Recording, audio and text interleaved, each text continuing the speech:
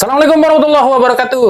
Balik lagi bareng saya Dewa di Ria Sport Channel. Oke, sebelum kami bahas apa yang akan kita bahas kali ini, saya juga mohon maaf dulu ya kalau emang ada keterlambatan bikin video ataupun ya mungkin cuma sekali atau dua kali bikin video, dan juga bagaimana banyak banget yang nanya-nanya soal bagaimana persiapan di Indonesia lawan Jepang kemarin, katanya terutama soal rumput GBK. Kami nggak bisa langsung ke GBK karena emang ya, kami sangat menyesal ya, karena udah beli tiket, nggak taunya ditugasin keluar kota, akhirnya saya pribadi nggak bisa datang langsung ke GBK. Makanya saya nggak bisa jawab bagaimana kondisi rumput GBK yang katanya hancur lah, kami nggak bisa memastikan itu benar atau enggak, karena kami nggak datang langsung, nggak ngelihat langsung, makanya nggak bisa kami jawab ya. Oke lah, tapi kita akan bahas aja nih, bagaimana sih hasil pertandingan antara Indonesia lawan Jepang yang kalian udah pasti tahu lah seperti apa hasilnya. Tapi kita akan coba ungkap ada apa saja sih yang terjadi di balik laga ini. Apakah ada hal-hal yang berbau kontroversi atau mungkin ada hal yang kelewat dari pengamatan wasit dan pengamatan kita semua. Makanya kita akan coba kulik secara detail satu persatu. Mudah-mudahan ini agak lengkap juga ya. Kalau ada yang kurang lengkap silahkan tambahin aja di kolom komentar ya. Tapi seperti biasa, sebelum kita bahas apa yang terjadi di laga Indonesia lawan Jepang, saya tetap mendukungnya untuk channel ini agar terus berkembang dan bisa memberikan berita-berita informatif yang tentunya semoga saja bermanfaat untuk kita semua.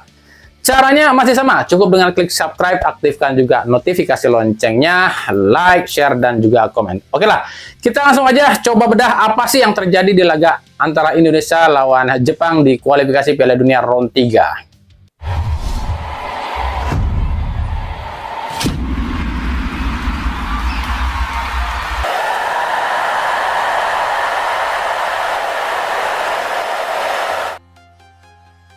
Inilah beberapa fakta yang terjadi di laga antara Indonesia lawan Jepang di round 3. Pertemuan ke-17. Ini adalah pertemuan ke-17 dua tim ini di semua ajang, di mana dari 16 pertemuan sebelumnya 9 kali Jepang menang, 5 kali Indonesia menang, dan 2 kali berakhir imbang. Jadi sebenarnya Indonesia ini bisa dibilang agak setara sih dengan Jepang. 8 pemain timnas Indonesia baru pertama kali ini melakukan debut atau melawan Jepang ya. Yang pertama Kevin Dix, Eliano Reder, Nathan Choaon, Tom Haye, Jai Ijes, Calvin Verdong, dan Martin Pas. Ini baru pertama kali nih lawan Jepang nih. Sementara untuk debut di laga ini, Kevin Dix dari timnas Indonesia melakukan debut untuk timnas Indonesia setelah diambil sumpah dengan secara cepat ya. Supporter Jepang, bukan supporter Jepang namanya kalau nggak super bersih ya. Bahkan main di negara orang aja, mereka ini udah super bersih. Mereka udah nyiapin nih kantong plastik sampah nih. Coba aja ya supporter Indonesia kayak gitu ya. Ya balik lagi sih, ini kebiasaan di negara asalnya. Kalau di Jepang kan udah kebiasaan nih, mereka ini bersih-bersih seperti ini. Lah kalau di Indonesia udah kebiasaan jorok ya, dimanapun juga akan jorok. Di laga ini beberapa pemain timnas Indonesia yang dicoret oleh Sintayong seperti Egy Maulana Fikri, Eliano Reder, Ramadan Sananta, dan Yance Sayuri ya. Ini pun diprotes nih sama para netizen kita nih yang ngerasa sok paling pinter. Banyak yang nanya kenapa Eliano dicoret. Ya buat kami sih itu sah-sah saja, itu kan urusannya pelatih ya. Walaupun kalau kami pribadi ya, emang sih kenapa harus mereka yang dicoret, kenapa nggak Witan yang dicoret atau Jordi Amat gitu kan. Tapi kan ini ya balik lagi keputusan Sintayong ya. Lalu ternyata benar juga apa yang dikatakan Sintayong. Ada sekumpulan ya warga Korea Selatan yang memang mendukung timnas Indonesia. Ini terlihat di video ini ada beberapa warga Korea Selatan yang menggunakan kostum merah putih ya, bukan kostum timnas sih, tapi mereka tetap mendukung timnas Indonesia. Jadi di sini benar ya kalau Sintayong bilang ada warga Korea yang akan mendukung Indonesia ya.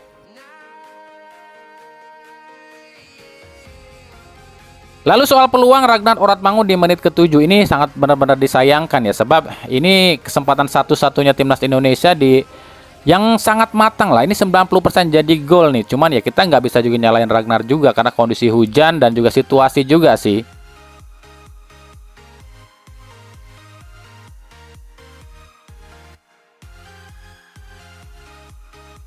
Di laga ini cuma ada 2 pemain yang satu klub ya, yakni ada Calvin Verdong di kubu Indonesia yang di NEC Nijmegen berdua atau bertemu dengan striker dia sendiri nih di NEC Nijmegen, yakni Koki Ogawa ya, yang sama-sama berasal dari klub NEC Nijmegen.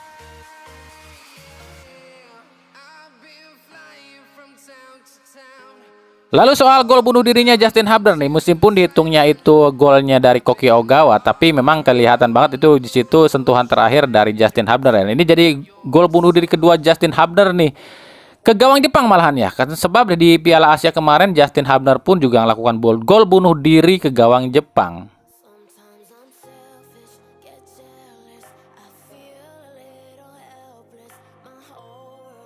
Di menit ke-37 ini harusnya pelanggaran nih, bukan tendangan pojok ya, sebab di sini kelihatan banget nih. Ini Kaoru Mitoma ini menarik jersinya Jakob Sayuri, tapi wasit ya kita tahu lah ya, nggak ngelihat atau nggak gimana kali ya, nggak nge-review ini wasit menganggapnya ini malah tendangan pojok ya, padahal jelas-jelas itu baju Jakob ditarik ya.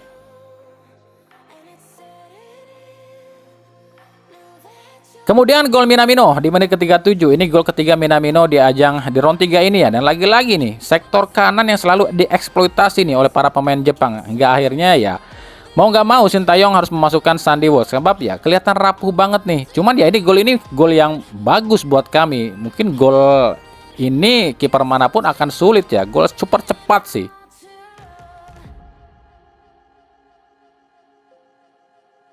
Dan gol Sugawara di menit ke-67 adalah gol kedua Sugawara di round 3. Oke, kita akan coba bahas dah. Ya inilah realitanya. Kita ini kalah kelas ya, kalah fisik, kalah stamina, kalah skill, kalah chemistry juga. Di Jepang ini memang 2 tingkat di atas Indonesia. Jadi nggak perlu ngoceh-ngoceh deh. Emang kenyataannya timnas Indonesia emang ini kualitasnya di bawahnya Jepang, bahkan rankingnya aja jauh banget, ranking 15 lawan ranking 130, ya nggak usah ngoceh lah. Kita lihat pemain Jepang, yang pemain manapun yang diturunkan ya kualitasnya serupa. Sebenarnya kalau buat kami pribadi gini loh, kesempatan timnas Indonesia itu buat menciptakan peluang ataupun juga menyerang itu ada di babak pertama loh. Sebab ketika hujan kita kelihatan banget lah, pemain Jepang ini tuh agak kesulitan kalau hujan. Tapi ya lagi-lagi hukum sepak bola itu berlaku. Hukum di dunia sepak bola itu masih berlaku loh ya. Dimana sebuah tim yang terlalu banyak membuang-buang peluang, maka akan dihukum. Karena kalau orang yang mengerti sepak bola, dalam sepak bola itu bukan soal peluang, bukan soal banyaknya peluang, tapi efektivitas itu yang paling utama. Nah inilah yang tak dimiliki oleh timnas Indonesia. Udahnya susah dapat bola, efektivitas pun kurang. Apalagi ya Indonesia ini nggak punya striker maut. Ya apa hasilnya? Hasil terlihat jelas banget ya. Kualitas Jepang ini memang full grade A dan berhadapan dengan pemain timnas yang grade B dan C. Ini kelihatan banget jomplangnya. Jadi kalau buat kami nggak banyak yang bisa kami bahas di laga ini. Kami pun nggak perlu ngoceh-ngoceh juga. Sebab ya ini realita yang di depan mata bahwa kualitas emang kita jauh kalah. Jadi nggak perlu ngoceh-ngoceh. Kalau saya emang nggak perlu ngoceh-ngoceh. Yang suka ngoceh-ngoceh itu karena mereka memang punya misi, punya niat untuk sesuatu di PSSI. Makanya ngocehin timnas kalau ngoceh-ngoceh. Kalau kami enggak, karena emang realitanya seperti ini. Bahkan orang yang paham sepak bola pun tahu realitanya pun seperti ini. Orang yang pernah main bola atau pemain bola, mantan pemain bola, semuanya juga pasti berprediksi seperti ini. Karena ya kita tahu kualitas Jepang memang bukan lawan tandingan Indonesia. Kalau kami mikirnya ya, kalau kami berpendapat gini loh, ini tuh sebagai apa ya, pelajaran buat timnas Indonesia. Jika timnas Indonesia ini bermimpi lolos ke Piala Dunia dan kalau insya Allah lolos ya, maka lawan-lawan yang lebih berat dari Jepang akan dihadapi oleh timnas Indonesia. Maka ini sebagai pelajaran, nggak perlu kita ngoceh-ngoceh juga. Kalaupun nanti ada yang menyalahkan Sintayong dan pemain timnas, ya mereka ini nggak punya otak dan nggak tahu sejarah sepak bola. Jerman dibantai cuy sama Jepang. Kurang kuat apa lagi Jepang, coba ngebantai Jerman loh yang pernah juara dunia. Lah kita masuk Piala Dunia aja belum pernah, ya wajar kalau dibantai Jepang. Kalau itu buat kami loh ya.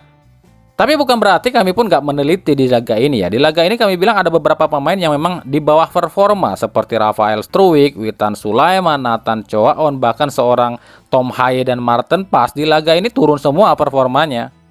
Kenapa kelihatan turun ya? Karena kualitas Jepang lebih tinggi dan juga pemain Indonesia ini apa ya? Tenar sedikit jadi bintang iklan. Ini yang buat kami agak kurang senang lah, kurang suka loh kalau ada pemain timnas tiba-tiba main iklan ataupun kebanyakan iklan, akhirnya kurang fokus di sepak bola. Kalau dari segi permainan ya gimana lagi, Indonesia sulit banget menguasai bola. Apalagi memang kalau saya pribadi lihatnya Indonesia memang masih butuh striker yang lebih banyak. Cuma lucunya memang Sintayong di laga ini, Indonesia ini kan butuh striker, timnas kan butuh striker nih. Kenapa yang dicoret-coret itu pemain-pemain yang bertipikal menyerang seperti Egy, Eliano, ini kan bertipikal menyerang nih. Dan Sintayong malah mencoret pemain-pemain ini ketika mereka Sintayong atau mungkin timnas ketinggalan dan butuh penyerang. Kan lucu, akhirnya nggak punya pilihan. Arhan dijadiin striker, Witan acak-acak, karena lucu juga. Nah, sebelum kita bahas peluang Indonesia ke laga selanjutnya, kesempatan selanjutnya, kita coba akan komentarin dua pelatih di kedua kesebelasan ya. Pertama tuh Moriyasu. Ini seperti yang kami bilang ya, jangan pernah percaya pada siapapun, apalagi orang luar. Meskipun Moriyasu pernah bilang akan membantu timnas Indonesia lolos ke Piala Dunia, tapi apa faktanya? Tetap nyerang kan. Tapi emang nggak bisa disalahin juga sih si Moriyasu ini. Moriyasu ini udah sedikit kebantu juga sebenarnya. Dia ini udah nyimpen Kubo, narik si Minamino, terus juga Mitoma pun ditarik, Risudoan ditarik. Tapi emang dasarnya ya kualitas pemain Jepang ya jauh lebih tinggi dibanding Indonesia. Mau siapapun yang dimasukkan tetap seperti itu. Yang kedua Sintayongnya. Di sini kami agak sedikit mengkritik Sintayong ya. Kalau saya pribadi jadi pelatih timnas ya, nama-nama seperti Witan, Kambuaya, Arhan mungkin udah nggak saya pakai lagi di timnas. Karena perbandingannya gini deh, Egy versus Witan. Ini kan mungkin kalau buat kami pribadi kualitasnya lebih bagus Egy dong. Kenapa Egy yang dicoret? Lalu Arhan versus Eliano lah. Ya jelas Eliano kan. Arhan keunggulannya ya lemparan dalam. Lalu Sananta versus Rafael Struijk. Ini selevel. Tapi kalau dibandingkan dengan Hoki Caraka yang nggak dicoret, yang mendingan Sananta yang dimasukin dong. Itu kalau buat kami pribadi lo ya. Jadi tetap harus ada evaluasi ya. Meskipun lawannya ini tim peringkat 15 dunia, kita pun harus tetap evaluasi. PSSI harus evaluasi ini. Terutama evaluasi itu gini lo ya buat kami. Jangan cuma menggertak ataupun menyalahkan pelatih, tapi evaluasi itu keseluruhan. Apa sih yang kurang di timnas? Itu yang ditambahin. Apa sih kekurangan permainan timnas? Itu yang diperbaiki. Bukan soal evaluasi itu. Kadang orang Indonesia tuh begini loh, yang namanya evaluasi, pecat pelatih, pecat pemain, bukan itu loh. Evaluasi dalam sepak bola itu nggak melulu soal pecat memecat loh ya, tapi memang memperbaiki, mencari apa yang kurang. Itu loh yang namanya evaluasi dalam sepak bola. Tapi terkadang kan netizen kita nggak paham, kalah, pecat pelatih. Nah ini kadang-kadang yang harus kita edukasikan buat para netizen kita gitu ya, termasuk Toel nih ya. Ya terbukti kan seperti biasalah, bukan netizen Indonesia namanya yang nggak paham bola itu. Kalau ada timnasnya kalah atau nggak menang ya banyak omong lah, ngomel-ngomel di mana-mana. Seperti Toel tuh ngomel-ngomel lah. Buat kami apa hak dia gitu loh ngomel-ngomel ke timnas dia gitu loh. Bahkan dia ngebantu timnas pun enggak. Kalau dia bilang dia pernah di PSSI, apa hasilnya di PSSI gitu loh.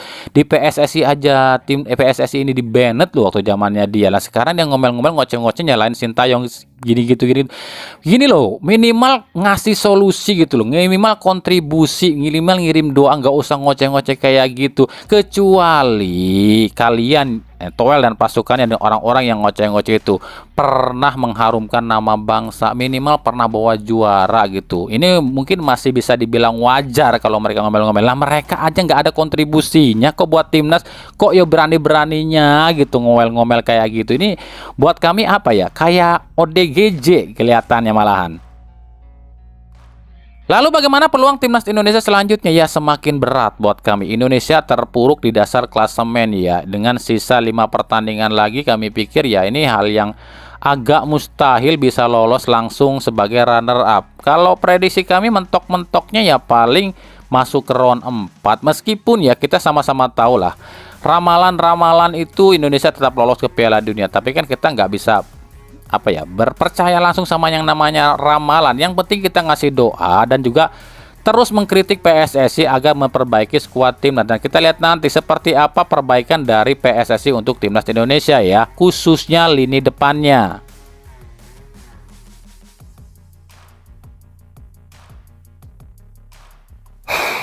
Oke, jadi mungkin cuma itu aja kali ya yang bisa kita coba ungkap, kita coba teliti, kita coba korek-korek di laga antara Indonesia lawan Jepang di round 3 kualifikasi Piala Dunia. Gimana menurut kalian? Apakah ada yang kelewat apa enggak nih? Dan juga bagaimana hasil pertandingan ini? Apakah buat kalian kecewa atau gimana? Yang pasti ke depannya PSSI akan tetap berbenah dengan ya kemarin udah datang oleh Romeni ya. Mudah-mudahan di depan kita lebih tajam lagi untuk menyelesaikan sisa pertandingan di round 3 ini. Makanya ikuti terus berita seputar sepak bola khususnya Liga Indonesia dan Timnas Indonesia dan juga berbagai pernak-perniknya di channel ini hanya di Rio Dashboard. Terima kasih yang telah menyaksikan video ini dan mengunjungi channel ini. Kritik dan saran selalu kami nantikan di kolom komentar atau di media-media kami di bawah ini. Oke? Sampai jumpa di video-video kami selanjutnya dan salam Rio Dashboard. Wassalamualaikum warahmatullahi wabarakatuh.